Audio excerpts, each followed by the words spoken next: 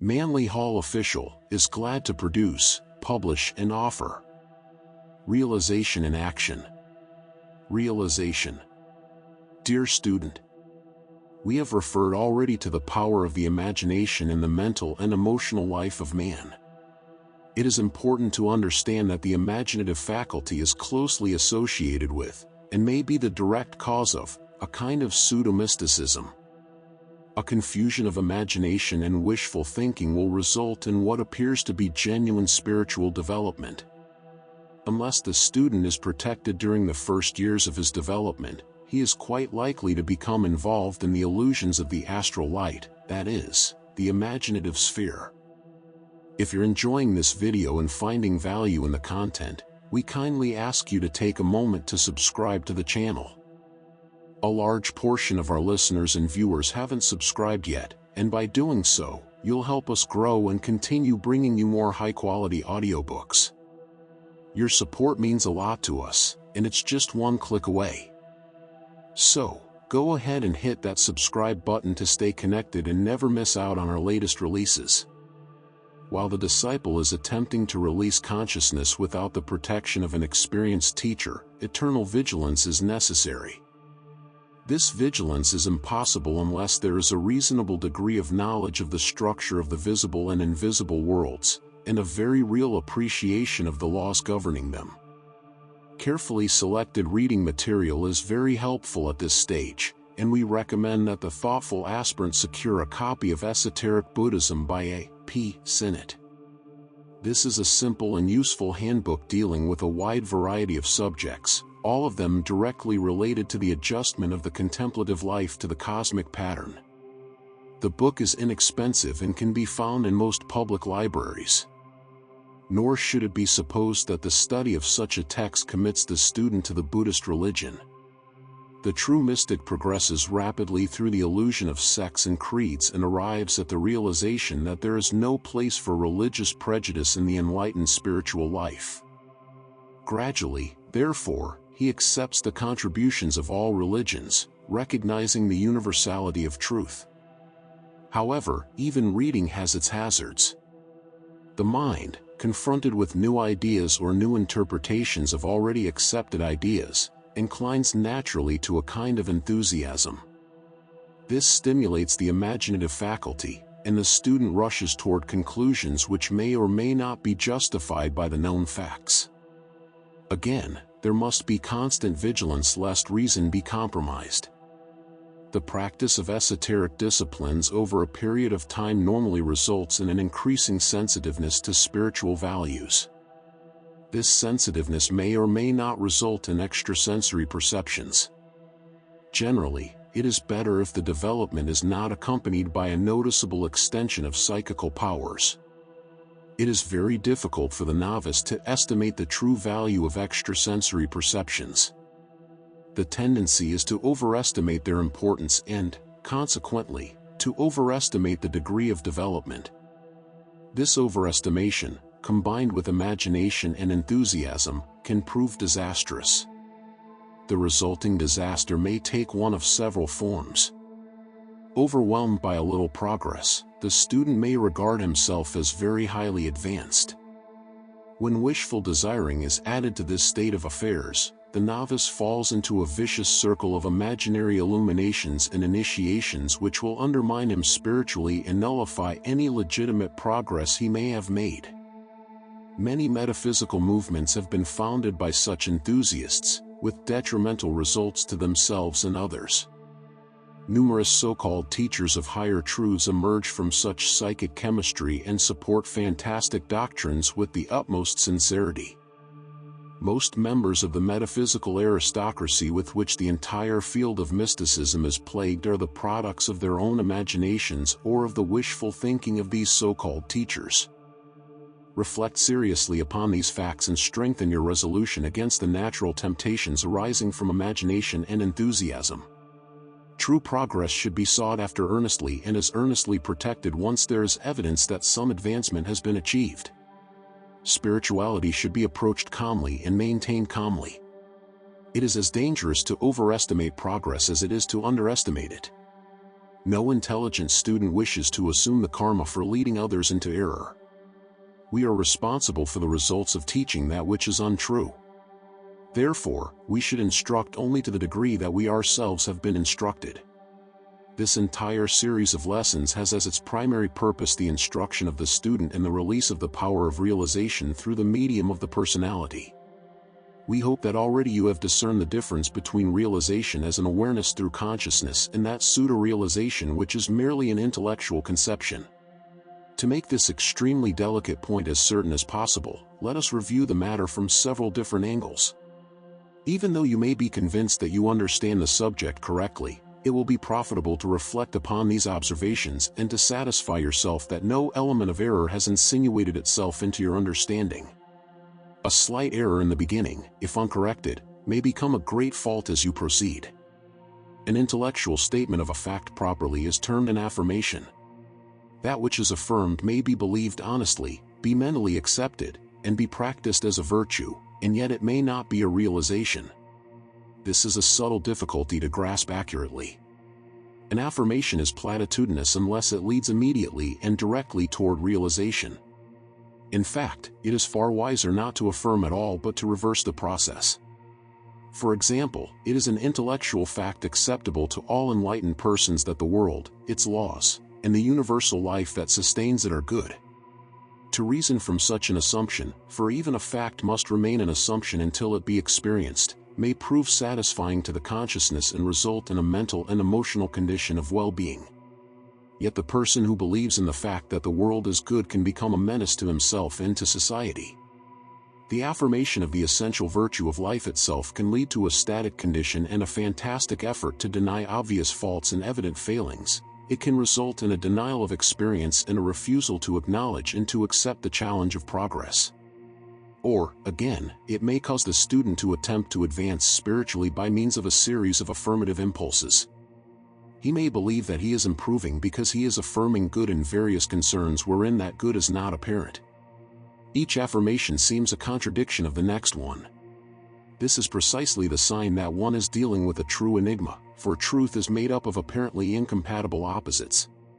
It is certainly true that all that we are stems from all that has been in the past, and yet it is equally true that all that we are comes to us out of the future.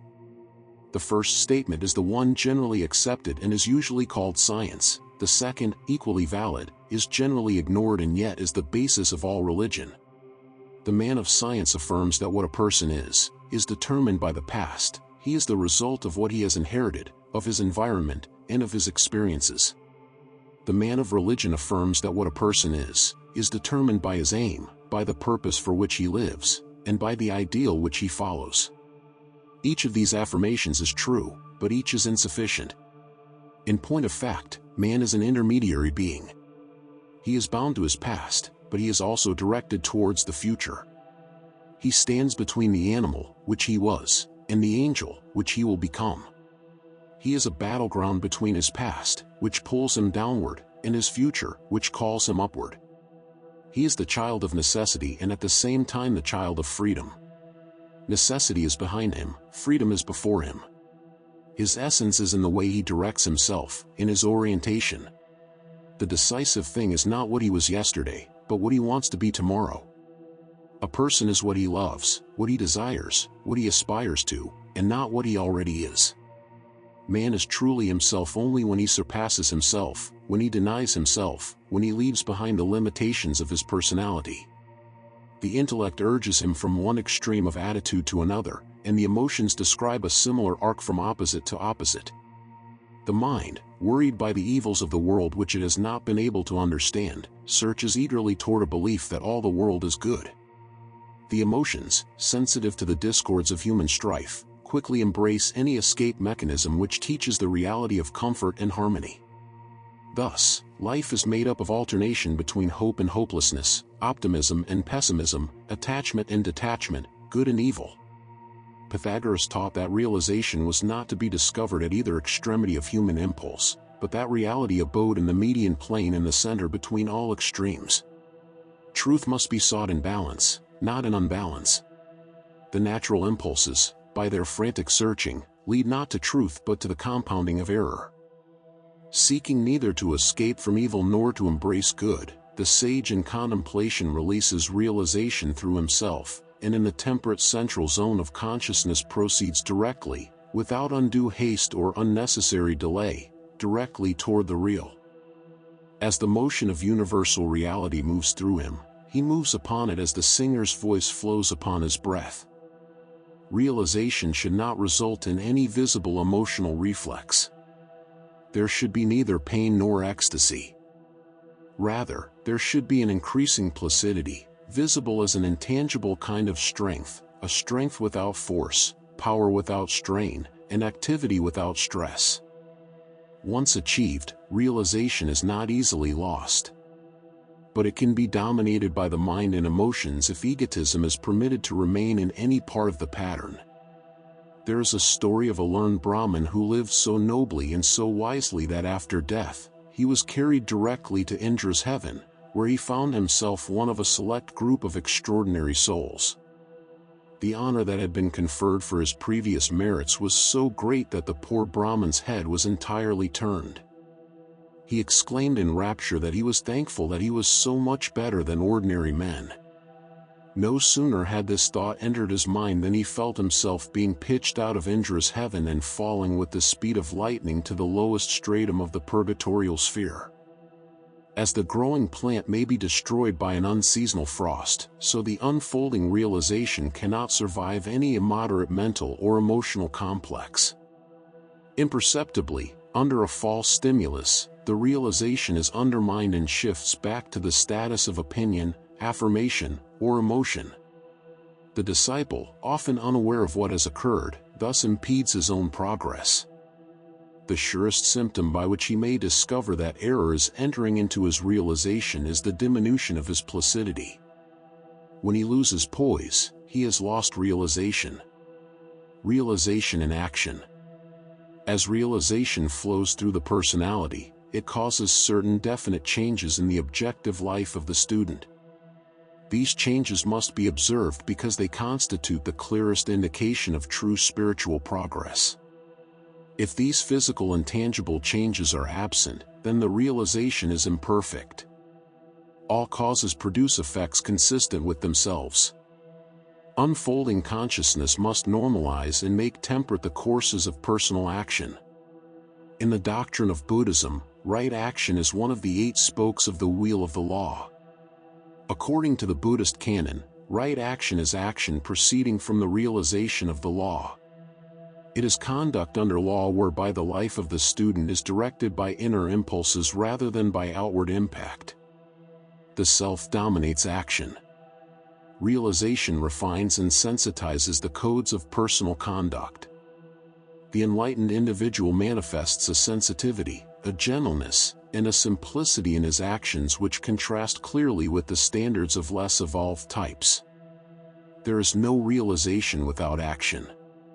And to the enlightened person, there can be no action without realization.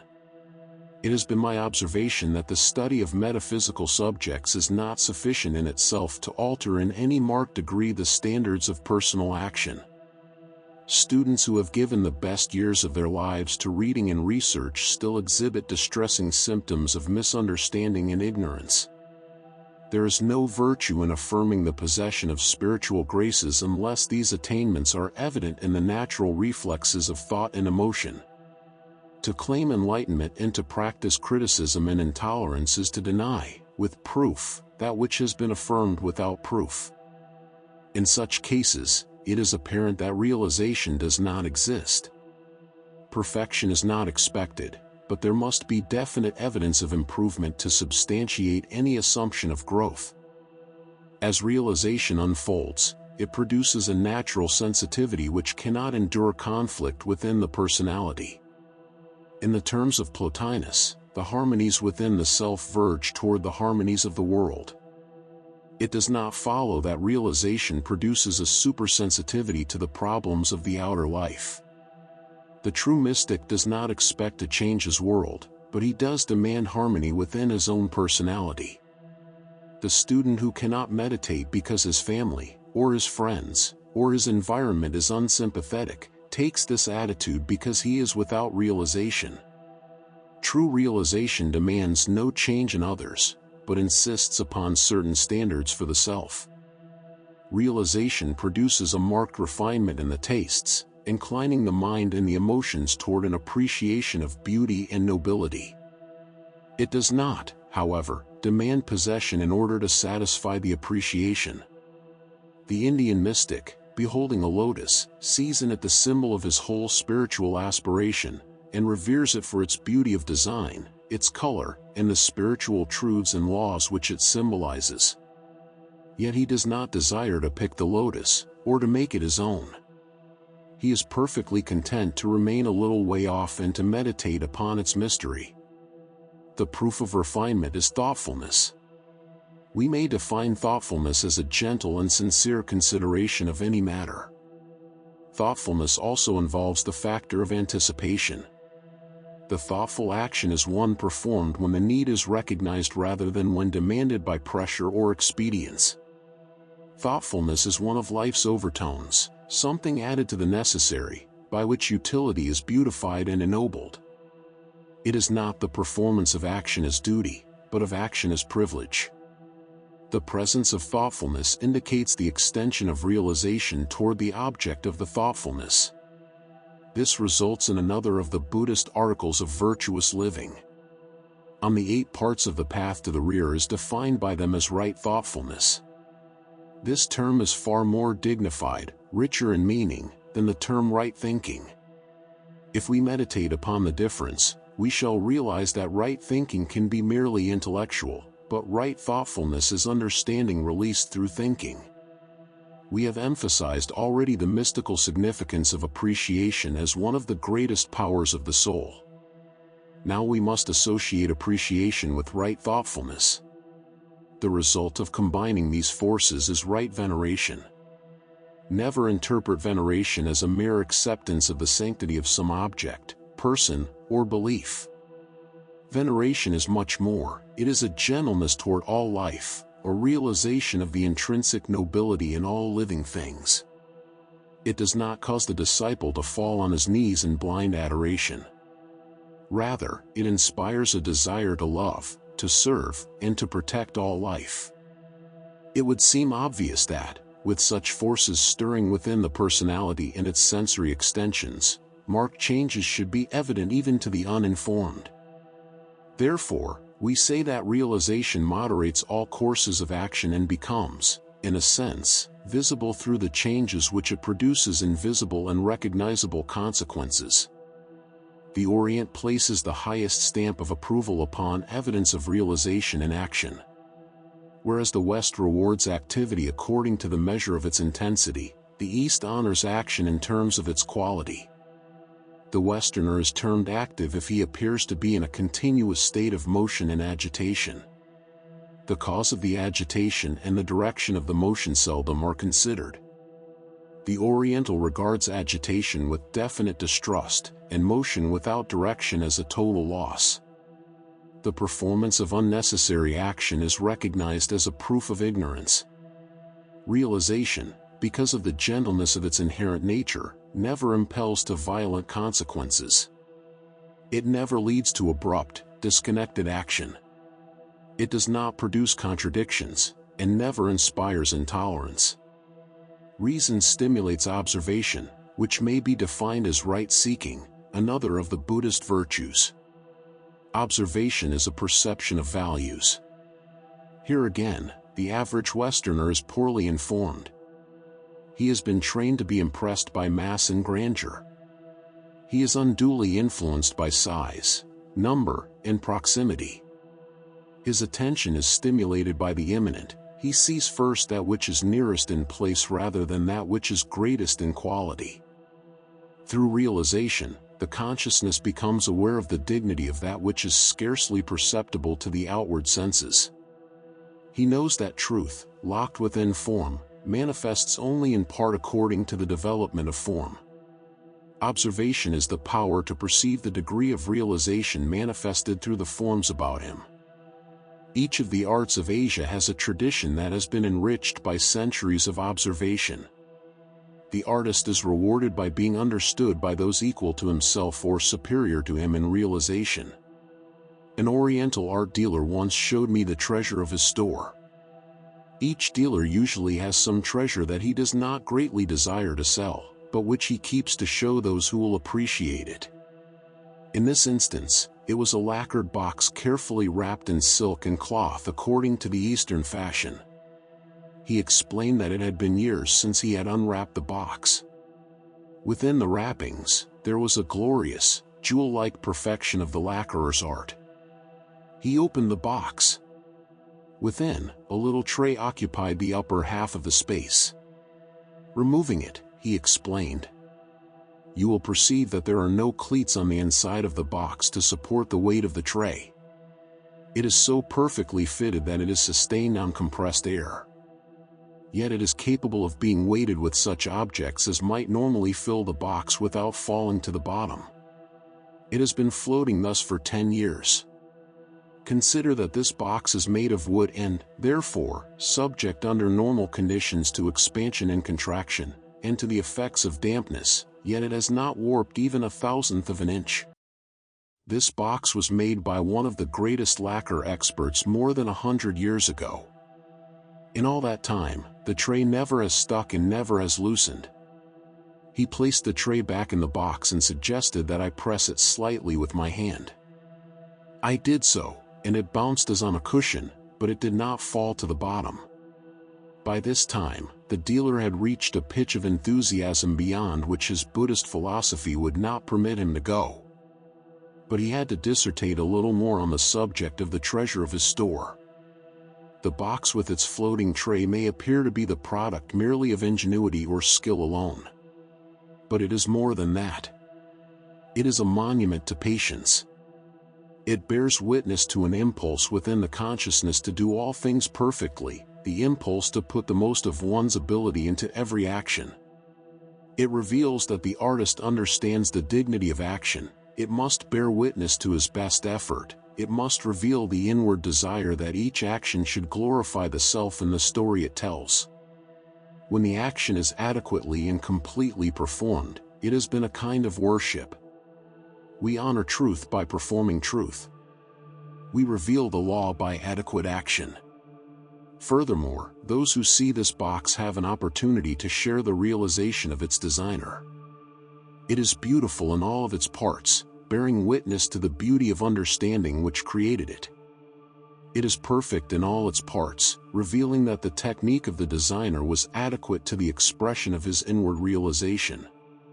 Therefore, my friend, this is art. Art is the understanding to create perfectly, combined with the skill to express. Reverently, gently, as he might handle some fragile living thing, the shopkeeper returned the box to its wrappings and placed the treasure of the house again in its obscure place. With a little sigh, he went back to the daily tasks, murmuring, "I wonder if I shall open that package again before I die."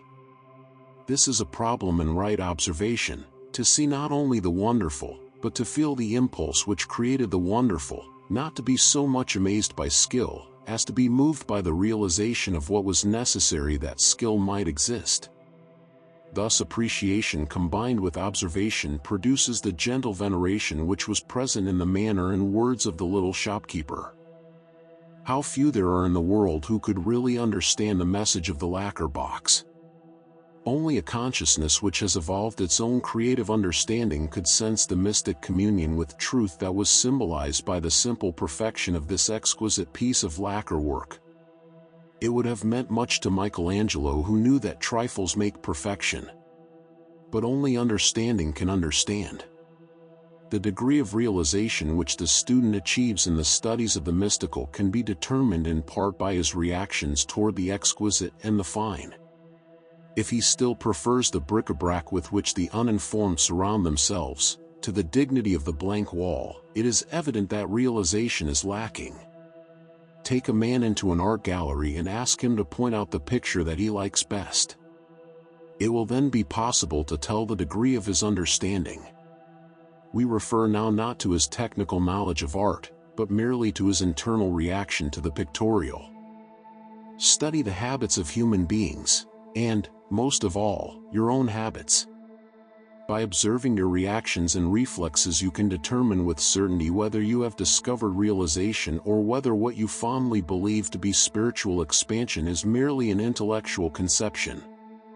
Realization as conduct is the performing of truth. Realization as observation is the perceiving of truth. Realization as appreciation is the enjoyment of truth. Realization as speech is the utterance of truth. Realization as meditation is the contemplation of truth. Realization as veneration is the acceptance of truth in a spiritual mystery. Discipline as truth is obedience to the law. And sight as truth is the discovery of reality in form, line, color, and composition. Thus we have a measure of checking to make sure that our realization is not illusional. If we are honest with ourselves, we know the degree of actual growth which we have accomplished. We know, without being told, the degree to which our tempers have subsided and our irritabilities have been subdued. We know the measure of our honesty and the degree of our integrity, at least approximately. If, after several years of metaphysical study, these temperamental qualities have not changed markedly for the better, we are not studying correctly, regardless of what others may say or how good our memories have become. We have no real understanding unless our lives are better in practical terms. We have a poor memory indeed if we cannot remember the laws of life. If memory does not sustain its continuity so that the thing remembered becomes the thing done, little has been gained. Realization. This month let the realization be a flowing of understanding into action as truth within the individual is released through realization. Let it be understood as impelling to conduct identical with its own nature.